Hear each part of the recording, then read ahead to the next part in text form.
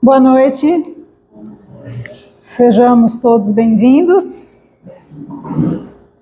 Hoje a gente tem a alegria de receber o Paulo Witter, de Conchal, que vem nos falar sobre um capítulo do livro Caminho, Verdade e Vida, Endireitai os Caminhos.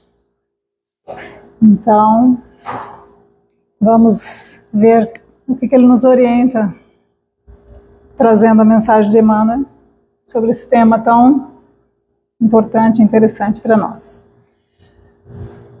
Vamos fazer uma prece para a gente iniciar os nossos trabalhos da noite. Então, vamos unir os nossos pensamentos, os nossos sentimentos, buscando a conexão e a ligação com a espiritualidade amiga, com Jesus, nosso mestre, nosso amigo de todas as horas, com Deus, nosso Pai, de bondade infinita, agradecendo pela oportunidade de estarmos aqui reunidos, buscando um pouquinho de instrução, um pouco mais de esclarecimentos, trazendo para nós o conhecimento, buscando colocar as informações, as instruções em nossos corações, para que a gente possa praticar, colocar na nossa vida, no nosso dia a dia,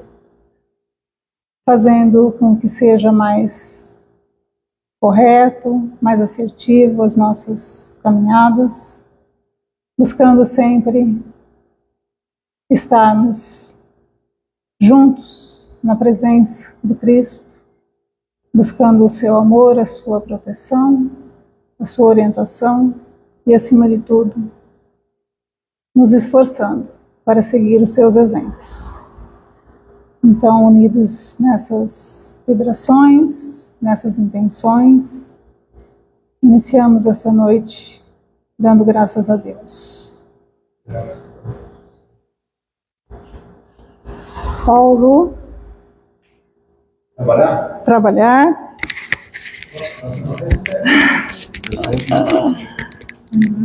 Vamos por aqui. Foi, obrigado. Boa noite a todos. Boa noite aos amigos de casa que estão conosco pela internet. Uma grande alegria estar aqui mais uma vez, presencialmente, né? Porque é sempre tão melhor, né? Então a gente agradece demais o convite e a oportunidade de rever aqui esses amigos do coração. Aproxima-se o Natal e a chegada de Jesus é um marco indelével na nossa história. E aí a gente, quando aprende sobre a vinda de Jesus, também aprendemos que antes dele veio um precursor, aquele que viera preparar o caminho para o Cristo, não é? Quando a gente vai buscar o significado de precursor, antigamente seria no Aurélio, no Pai dos Burros. Hoje nós temos no palmo da nossa mão tantas opções. Daqui a pouco a inteligência artificial vai nos dar informações que a gente nem imagina como que vai vir, provavelmente. E aí nós temos a seguinte definição: precursor é algo ou alguém que precede, que anuncia, que prenuncia, que prepara ou indica um acontecimento. Quando nós lembramos, por exemplo, na época dos reinados, dos reis, das rainhas, dos reinos, tínhamos o Reinaldo, daqui de Pirassununga. Depois você me conta como é que era que você fazia, rei. E a gente sabe que antes de uma comitiva real ir até um determinado local, enviava-se precursores, que iriam, além de saber qual o melhor caminho, preparar exatamente o caminho, também fazer um trabalho de aplanamento das estradas. Vamos lembrar que era tudo terra, com carruagens. E aí, onde havia ali uma depressão, um buraco, alguma coisa, esse espaço era preenchido. Onde havia um calombo, uma lombada, uma elevação, esse local era aplanado, desbastado. Então esse foi o trabalho do precursor. Né? Guardemos essa ideia. Indo agora para o Velho Testamento, a lei e os profetas lá da Bíblia, nós vamos observar que num período de mais ou menos 13 séculos, ou 1.300 anos, surgiram 16 profetas. Hoje diríamos médiuns, mas na Bíblia está profeta, aquele que tinha a comunicação, o contato com o plano espiritual, e aqueles também que faziam profecias. Esses 16 foram divididos entre 4 maiores e 12 menores. E aqui maior ou menor não tem a ver com a importância exatamente, mas principalmente com o número de textos publicados no Velho Testamento.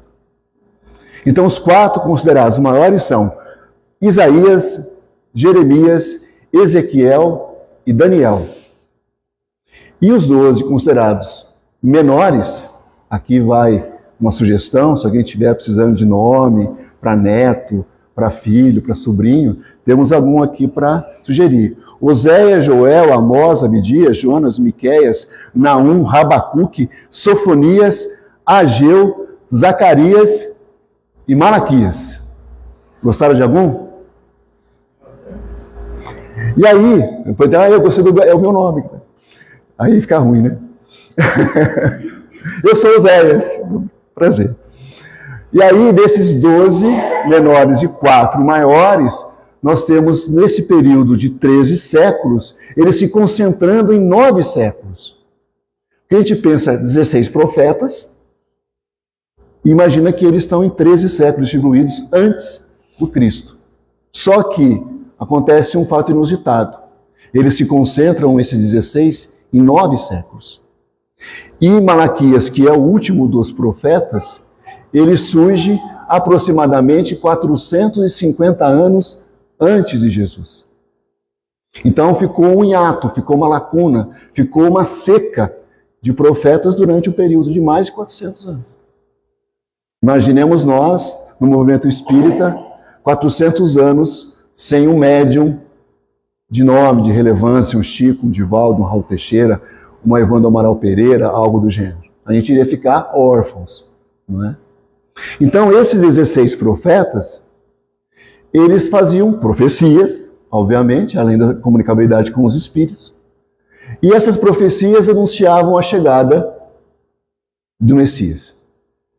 E o Messias era alguém tão importante que seria ungido pelo próprio Deus. Por quê? O hábito na antiguidade era as pessoas importantes, relevantes, que as pessoas queriam agradar, passava-se óleo nas pessoas, como a homenageá-las. E esse Messias anunciado era alguém tão importante que viria, que nasceria, que ele seria ungido não por homens, mas pelo próprio Pai Criador. Então essa era a expectativa. Vai chegar aí o Messias. Desses 16 profetas, esses 4 maiores e os 12 menores, Isaías e Jeremias, e também entre os menores, o Malaquias e o Miqueias, eles anunciam a vinda não somente do Messias, o Salvador, mas também de um precursor do Messias. E aí tem algo interessante, né? Porque aqui ele fala 4 maiores, 12 menores. Nós temos no Evangelho, no Novo Testamento, 4 evangelistas e 12 apóstolos. O que isso significa? Nada. É só um número que é interessante. E aí, Isaías vem nos trazer, lá no capítulo 40, versículo 4, ele diz: todo vale será exaltado, e todo monte e todo outeiro serão abatidos. E o que está torcido se endireitará, e o que é áspero aplanará. Ora, isso aqui não é o que a gente falou agora há pouco sobre o precursor? Não é isso que fazia o precursor? Então Isaías está falando do quê, exatamente? De caminhos. E de alguém que fará esse trabalho, não é? E aí Malaquias, que é aquele último dos profetas que citamos, no seu capítulo 3, versículo 1, ele fala como se fosse o próprio Deus O próprio Criador se dirigindo ao Cristo, a Jesus. Eis que eu envio diante da face o meu mensageiro, o qual preparará o teu caminho diante de ti. Então, Malaquias, além de Isaías, anuncia que antes do nosso Messias viria alguém preparando o caminho, esse precursor. E aí nasce João. E a história de João é interessante porque os seus pais, Zacarias e Isabel, não tinham filhos. E há muito queriam ter filhos. Zacarias era sacerdote do templo de Jerusalém. E Isabel, prima de Maria, mãe de Jesus. E o casal estava naquela tentativa de vários anos, querendo ter um filho e não conseguiam, quando um belo dia aparece para Zacarias, no templo de Jerusalém, o anjo Gabriel. E anuncia que eles teriam um filho. E aí Zacarias duvida. Fala, mas pela idade, pelo tempo que nós estamos tentando, acho que não. E aí o anjo emudece Zacarias. E nós pensamos assim, caramba, isso é anjo mesmo? Que anjo bonzinho, que a pessoa duvida dele e ele torna a pessoa muda. Não era maldade. Era apenas para ressaltar a importância daquele bebê que nasceria, daquele rebento que viria. Seria alguém diferente, importante. E aí então nasce João. João nasce e a ideia dos pais era colocar o nome do Zacarias. Mas, consultada a mãe, Isabel, de forma mediúnica, ela diz, não, chama-se-á João. Consultado Zacarias, ele concorda e quando concorda, retoma a voz. E João, diferentemente do que se esperava, ele toma um rumo completamente diferente da expectativa, não somente dos pais, mas das pessoas da comunidade, inclusive do templo de Jerusalém. Por quê? O cargo de sacerdote no templo é um cargo muito cobiçado. E um filho de sacerdote tinha por direito ser também sacerdote. Era hereditário. Mas João toma um rumo completamente diferente. E ele vai morar no deserto, ele não convive com a família, a partir de uma certa idade, vai morar no deserto com roupas de pele de carneiro, com um cinto amarrado na altura dos rins, se alimentando de mel e gafanhotos. E começou a batizar. Começou a batizar anunciando o arrependimento, dizendo, arrependei-vos, porque vem aí o Salvador. Arrependei-vos. E aqueles que se arrependiam, ele mergulhava nas águas, especialmente do Rio Jordão. Daí o João passou a ser aquele que batizava. João o Batista. João Batista. E ele começa então o seu trabalho. Lembremos que a essa altura do campeonato, Jesus já estava encarnado. Porque a diferença da idade de Jesus e de João, 6 meses, lembra aqui o Cláudio. Então, João já estava se mostrando, mas o Cristo ainda não. Bom, como havia aquela expectativa das profecias sobre o Messias, 400 anos sem nenhum profeta, sem nenhuma nova notícia. Quando João surge e ganha importância, ganha projeção, o que as pessoas pensam? O que nós pensaríamos? Esse é o cara. É ele. E aí o que eles fazem no Templo de Jerusalém? Formam uma comitiva de sacerdotes, de levitas, e vão, nessa ocasião, até Betabara, onde João estava pregando o batismo de água de arrependimento na região. E já chegam interpelando João. Quem és tu? E ele responde, eu não sou o Cristo. Mas a pergunta foi essa. Você é o Cristo? Não, a pergunta é, quem és tu? Ao invés de responder que ele era João, filho de Zacarias e de Isabel, aquele que batizava, ele responde, não sou o Cristo. Já antevendo a intenção daqueles que buscaram. E aí, lembremos de uma outra profecia, também de Malaquias, o último dos profetas, no seu capítulo 4, versículos 5 e 6. Eis que vos envio o profeta Elias, antes que venha o dia grande e terrível do Senhor. Então Malaquias havia profetizado que antes que viesse o Cristo, nasceria Elias. E aí qual que é a conclusão daquela comitiva? Já que ele diz que ele não é o Cristo, pergunta, então você é Elias? Ele diz, não sou. A gente fala, mas caramba, como que não é se a Bíblia fala isso? Como que não é se na transfiguração, no Tabor, ao descer do monte, Jesus é interpelado e ele fala que João era Elias? Está no texto bíblico. Como que ele fala que não era? Esquecimento do passado. Simples assim. Ele estava encarnado, uma vez encarnado, esquecimento do passado. Essa é a maior probabilidade. Ou, talvez, porque não lhe fosse interessante se dizer o próprio Elias. Certo? Bom, aí perguntou para ele, bom, se você não é o Cristo, se você não é Elias, você é profeta? Ele fala, não, também não sou profeta. E aí então eles perguntam, quem és então? Que dizes de ti mesmo? Quem é você? E ele responde, eu sou a voz que clama no deserto. Endireitai o caminho do Senhor. Para responder à indagação, ele vai citar Isaías.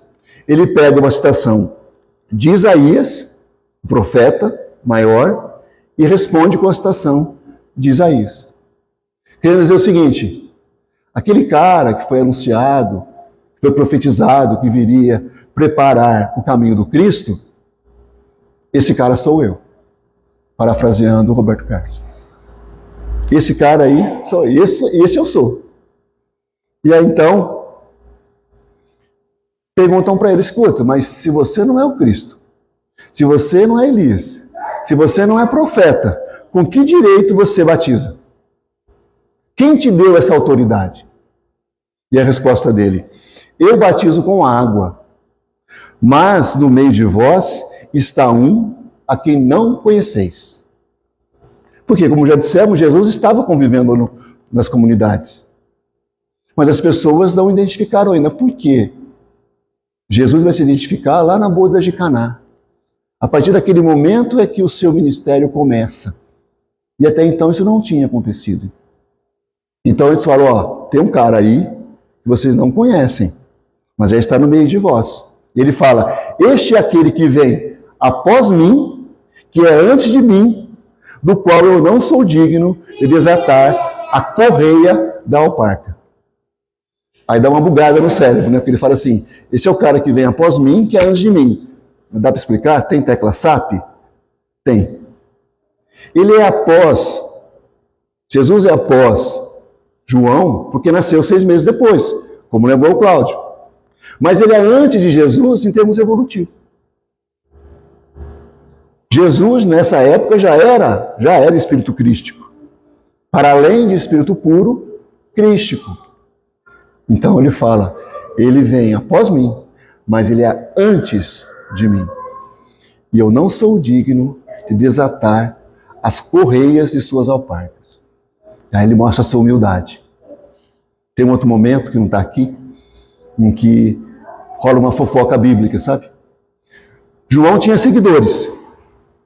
E quando alguma parte desses seguidores começa a seguir Jesus, quando Jesus se manifesta, deixam João e vão seguir Jesus. E nessa altura do campeonato, João está preso por Herodes. Naquela passagem lá de Salomé, que a gente conhece, da Semana Santa, né? E aí uma parte dos discípulos vão falar para João assim, tá sabendo? Que uma turminha está seguindo o outro lá? E aí João responde, deixa como está, ou deixa por hora, porque é necessário que ele cresça e eu diminua. Era alguém que tinha plena noção, a plena consciência do seu propósito, da sua missão naquela existência. E pouco depois, a gente sabe, ele vai desencarnar. E ele diz, eu vos batizo com água. Ele, esse que é maior do que eu, do qual não sou digno de desatar os cadarços, as correias das alparcas, esse vos batizará com fogo e com o Espírito Santo. E então a gente vai entrar agora no texto de Emmanuel, que está no capítulo 16 da obra Caminho, Verdade e Vida, que compõe a coleção Fonte Viva. É o primeiro dos livros da coleção. E aí Emmanuel vai pegar um versículo, que é este falando sobre endireitai o caminho do Senhor, como disse o profeta Isaías, quando ele é indagado. Quem que é você? O que diz de tu mesmo? Ele fala, endireitai os caminhos do Senhor, como dizia Isaías. Então, Emmanuel pega esse versículo e a partir desse versículo ele vai construir uma lição. E é interessante, fazendo um parênteses, acho até que eu já falei isso aqui, porque eu gosto sempre de falar isso, que o próprio Emmanuel, na sua coleção, nos seus romances, os romances de Emmanuel, através do nosso Chico, ele vai falar no livro Renúncia de uma encarnação em que ele foi padre damiano. E ele conviveu com Alcione, que é a personagem principal da obra, conviveu com Alcione e sua mãe na Espanha, e lá eles tinham o hábito de estudar um versículo por vez. E aí Alcione cresce, o tempo passa, o tempo voa, a poupança nem existe mais. E aí nós vamos ver Alcione agora já adulta, na casa do seu pai, em Paris, o pai que não sabia que era a filha dele, e aí a história da trama que é sensacional. Ali na casa do pai eles costumavam estudar de 4 a 5 versículos. De 4 a 5 versículos da Bíblia. E aí Alcione diz, olha, eu aprendi com o Padre Damiano lá na Espanha. E o Padre Damiano nessa época estava morando também em Paris. Que um versículo é suficiente para a gente fazer uma grande e profunda análise e reflexões. E a partir daí, então, aquela família passou a fazer o estudo de um versículo por vez. E aí passam os séculos, Emmanuel, pelo espiritual, através da psicografia do nosso Chico, nos apresenta e nos traz essa coleção que é sensacional para os nossos estudos. Coleção Fonte Viva.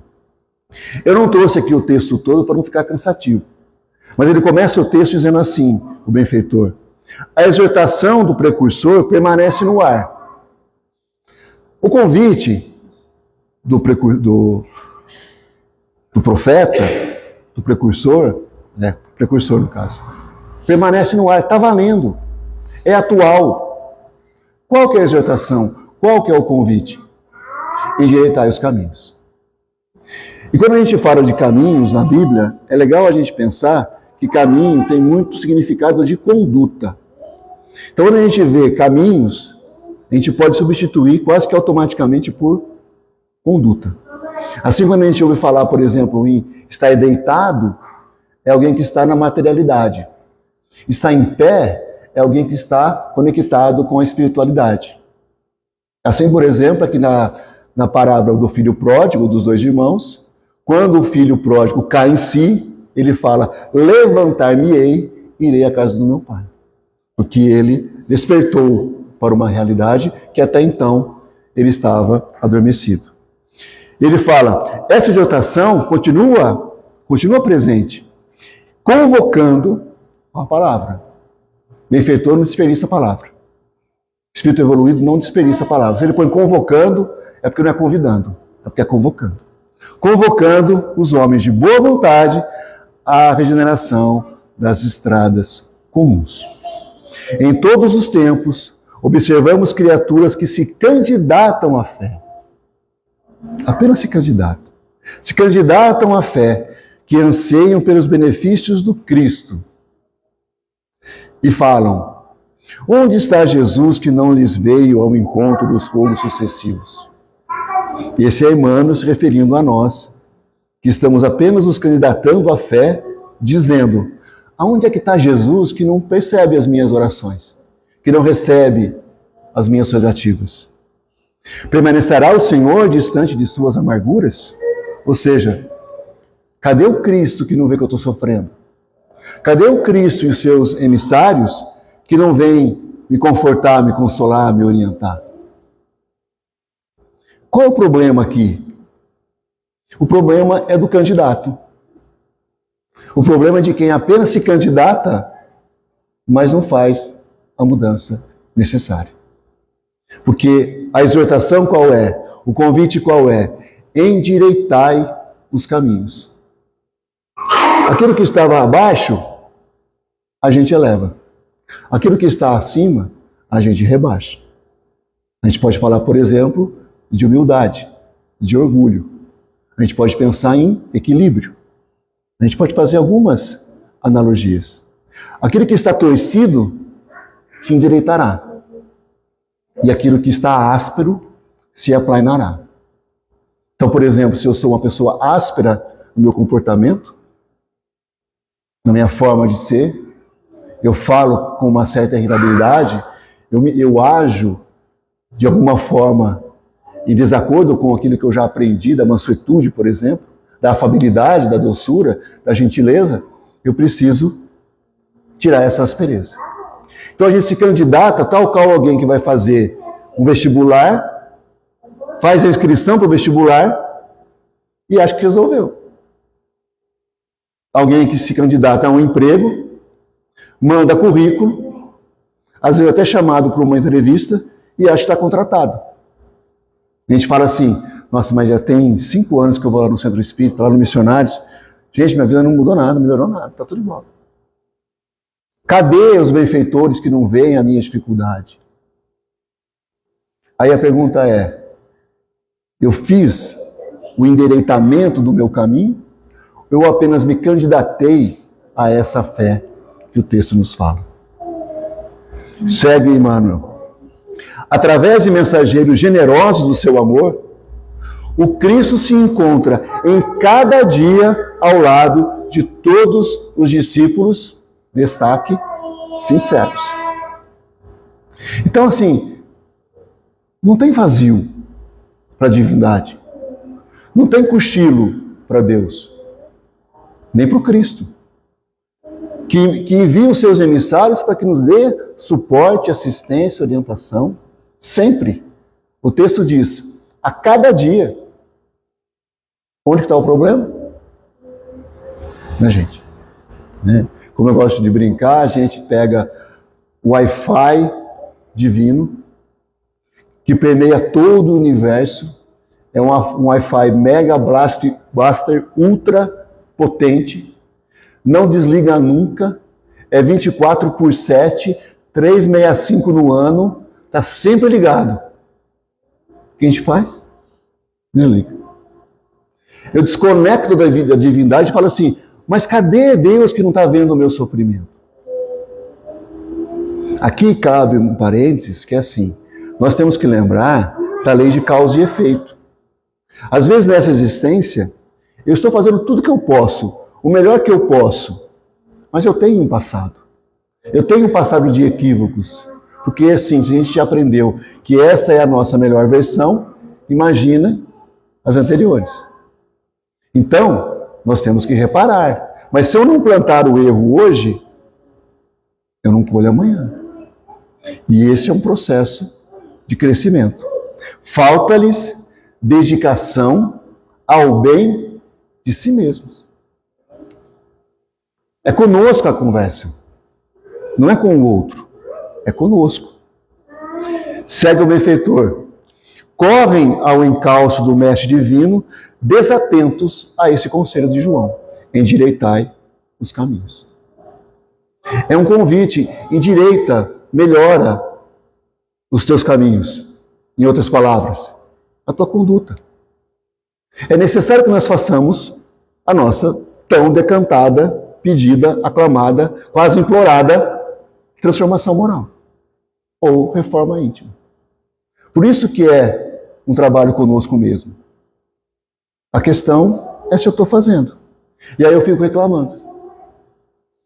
Tem um trechinho aqui que eu suprimi, que ele fala assim, as pessoas estão nos resvaladouros do crime querendo o amparo da divindade. É mais ou menos assim. O cara vai fazer um assalto no banco e fala assim, Senhor, me auxilia para que corra tudo bem no assalto, que a polícia não chegue, que ninguém tome um tiro, que tenha bastante dinheiro para eu poder roubar. Faz sentido isso? Mas vocês acham que assaltante não ora? Ora. A questão, o que eu estou pedindo?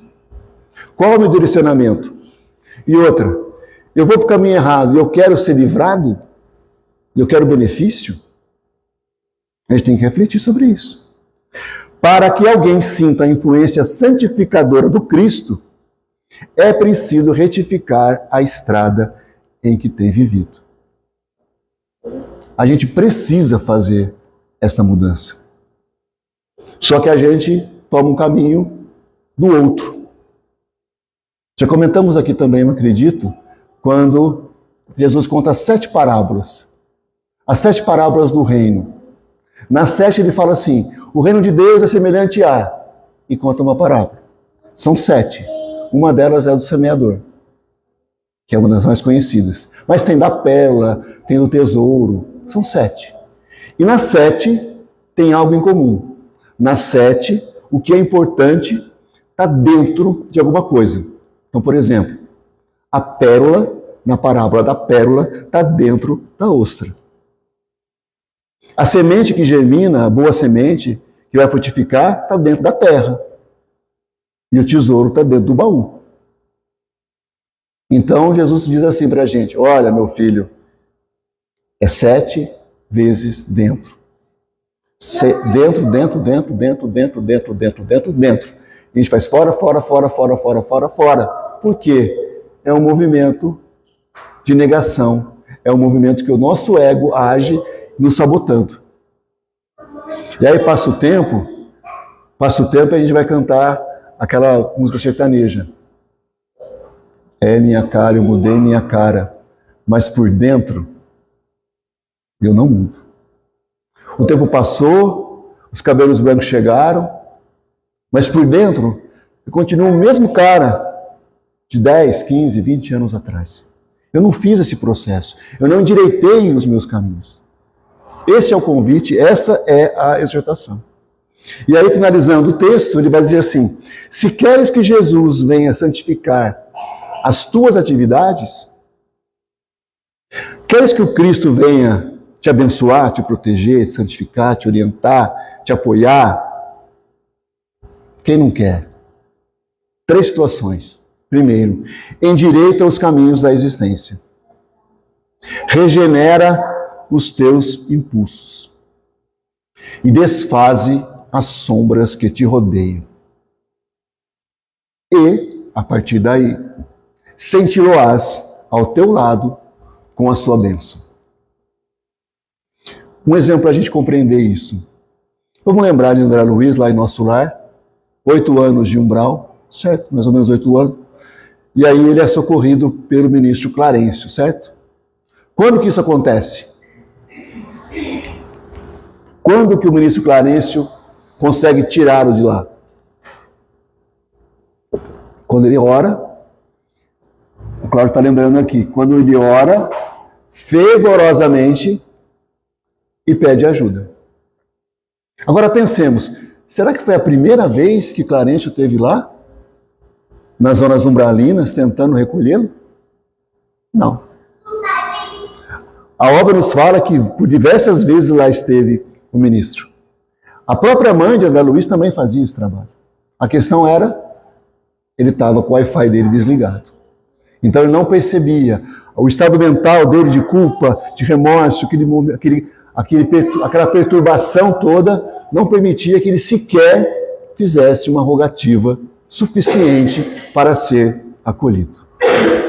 E aí então, nós vamos voltar agora a João, o Batista.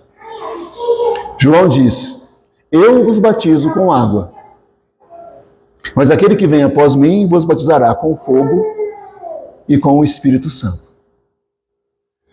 E aí nós aprendemos em Espiritismo que existem 3 formas de batismo, né? 3 formas de batismo. Às vezes perguntam assim, tem batismo em Espiritismo? O que eu respondo? Depende. Como que você entende batismo? Se você entender batismo como algo ritualístico, como um ritual de iniciação, não tem. Mas se você entender batismo como um processo de transformação moral, como se fossem 3 degrauzinhos numa escala que você sobe, aí tem. Por quê? Quando ele fala, João, que ele batizava com água, infelizmente, vamos combinar, qual foi o batismo que prevaleceu hoje? Quando a gente ouve falar de batismo, o que vem à nossa mente? Água. E no pior dos sentidos. Porque João batizava com água para aqueles que se arrependiam. E hoje, para muitas pessoas, o batismo de água passou a ser meramente um ritual de iniciação em alguma igreja, em alguma doutrina e algo do gênero. A gente ouve assim, fulano foi batizado na igreja X. O que a gente pensa? O cara se arrependeu? Não. Agora ele está na igreja tal. Já fica imaginando o cara sendo fundado lá, né? Ou seja, o propósito principal desse processo não está acontecendo para a grande maioria de nós. Porque a gente se candidata à fé. O batismo de água é uma candidatura a um processo, mas não resolve. Esse processo de 3 etapas que a doutrina abraça, e aí tem batismo, nesse sentido simbólico, desses 3 movimentos, é um movimento de transformação moral, no qual alguma mazela que eu tinha até outro dia, e eu convivia de forma tranquila com ela, um belo dia eu falo assim, não dá mais. Não dá mais para eu ser esse cara invejoso, maledicente, impaciente, não dá mais. Porque eu percebi, se eu quiser evoluir, eu preciso mudar isso em mim. E eram coisas que a gente fazia até pouco tempo, e um belo dia a nossa consciência desperta. Eu me arrependo. E aí eu estou no batismo de água. Beleza. Vamos pegar a maledicência, que é algo que quase nunca acontece, como exemplo. Então eu estou acostumado a falar mal da vida do outro. E eu percebo que, evolutivamente falando, moralmente falando, isso não é legal. Aí eu falo assim, preciso resolver isso em mim. Estou na água. Mas aí vem alguém e fala assim, ficou sabendo, Paulo? Está sabendo da última? E aí eu falo, nossa, dá uma cosquinha, né? A gente fica doido para falar, não, você não sabe de nada. Isso é só metade da missa. E a gente tenta entrar no processo. Neste momento, é o batismo de fogo. Porque é difícil. Porque é fogo. Não é fácil. E a partir daí, a partir do momento em que eu consigo melhorar a minha maledicência, eu deixo de ser maledicente, eu diminua, automaticamente a minha sintonia muda. Eu passo a ser assistido, a ter afinidade com espíritos de um outro patamar. Ah, vai ser Bezerra de Menezes? Não. Mas vai ser um espírito, ou alguns espíritos, de uma ordem um pouquinho melhor do que a anterior. Batismo do Espírito Santo. E isso está no texto, mas a gente não percebe. Que ele fala assim, ó. Se queres, eu estou recuperando um trechinho, a última parte do texto do Emmanuel. Se queres que Jesus venha santificar as tuas atividades, primeiro, endireita os caminhos da existência. É quando eu falo assim, preciso mudar isso em mim. E aí nós estamos, então, no batismo de água. A partir daí, ele fala, regenera os teus impulsos. Os impulsos. Eu estou acostumado, é um hábito negativo que eu tenho. Tenho que mudar isso, eu tenho que regenerar isso. Recolocar isso de um jeito que eu possa deixar de ter aquele comportamento, aquele mau hábito. Regenera os teus impulsos. E aí nós estamos no fogo, batismo de fogo. Quando eu estou lutando com as minhas imperfeições. E a partir daí, desfaze as sombras que te rodeiam. Porque quando eu estou numa sintonia negativa, que tipo de espírito eu tenho no meu entorno? Negativo. Se eu mudo a minha sintonia e passo a ter um comportamento melhor, desface as sombras que me rodeiam. E aí eu sentirei ao meu lado com a sua bênção. O próprio Cristo em pessoa? Não. Mas os seus emissários, aqueles espíritos prepostos que vêm ao nosso socorro. O nosso anjo guardião, um espírito familiar que tem um certo equilíbrio. Basta que a minha sintonia mude, que eu já consigo fazer esse processo. Então, a proposta aqui, e aqui é o batismo do Espírito Santo, é dessa escadinha de 3 degraus, que é o batismo de água, de fogo e do Espírito Santo, no qual nós endireitamos o nosso caminho.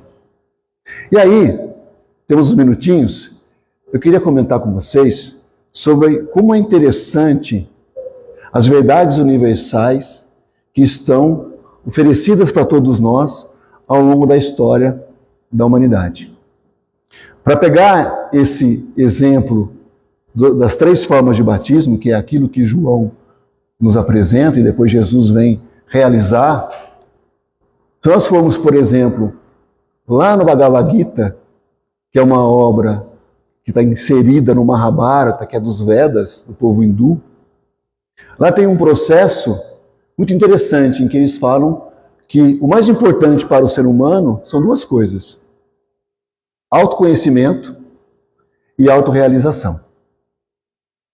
Na obra, no Bhagavad Gita, tem uma cena em que é o começo da obra. O príncipe Arjuna está com o seu cocheiro, que é o Krishna, e era o condutor da sua charrete, e ele está no meio do campo de batalha. De um lado, os Kuravas, os Kurus. Do outro, os Pandavas. Outros falam Pandavas. E aí o Arjuna, que é o príncipe, ele olha para os 2 grupos e fala assim: gente, mas aqui tem parente meu, aqui tem amigo meu. Aqui tem parente meu, aqui tem amigo meu. Não dá para lutar.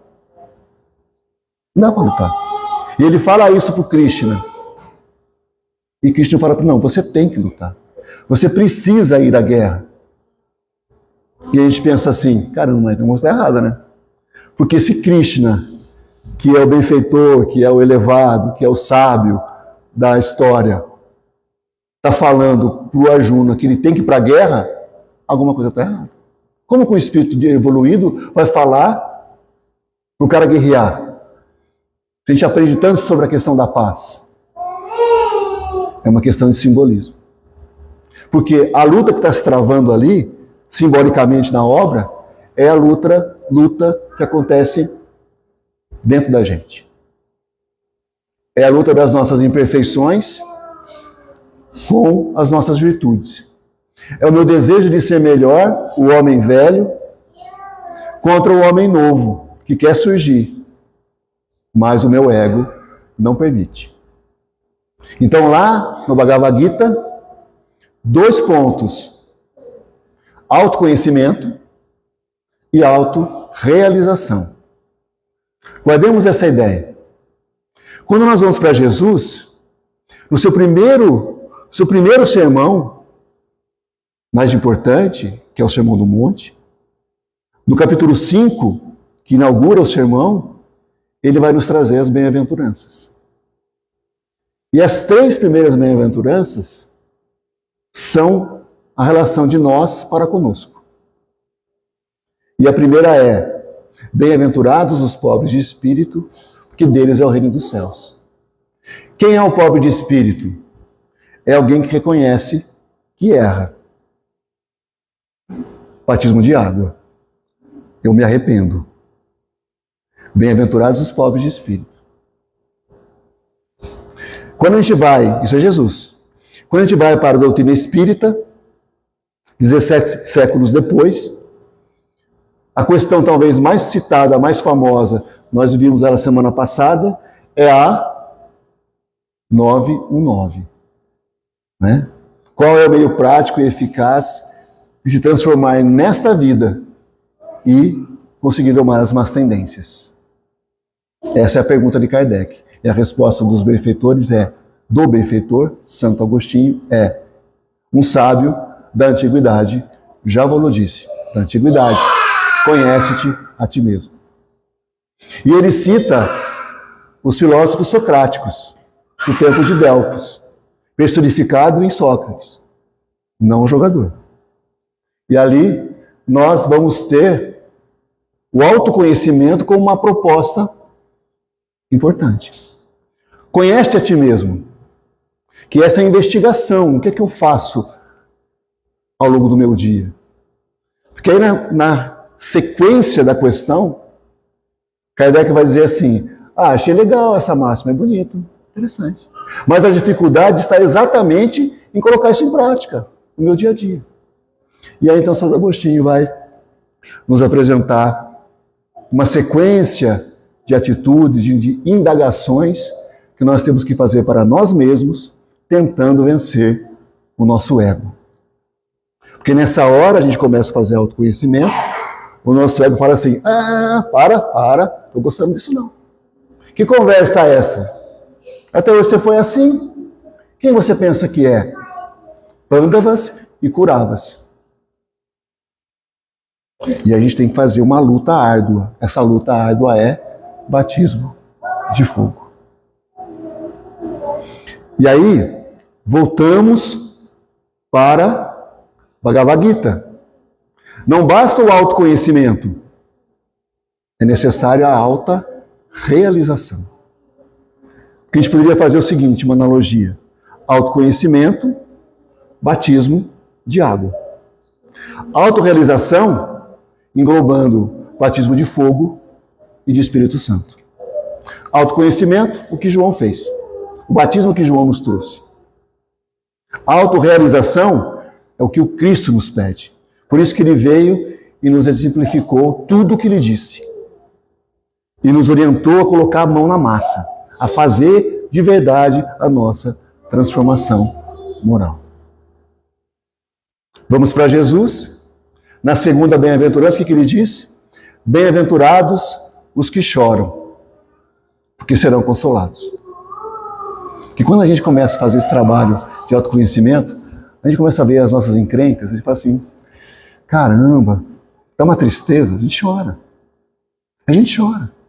Intimamente a gente chora, porque a gente se vê com mazelas, com defeitos que a gente não supunha que tinha. E a partir daí eu começo a fazer esse trabalho. Então, bem-aventurados os que choram, porque esses que choram já caíram em si, sabem que erram e começaram a fazer o seu processo. E a terceira, bem-aventurados os mansos e os pacíficos. Por quê? Porque herdarão a terra. Se a gente faz um trabalho de transformação,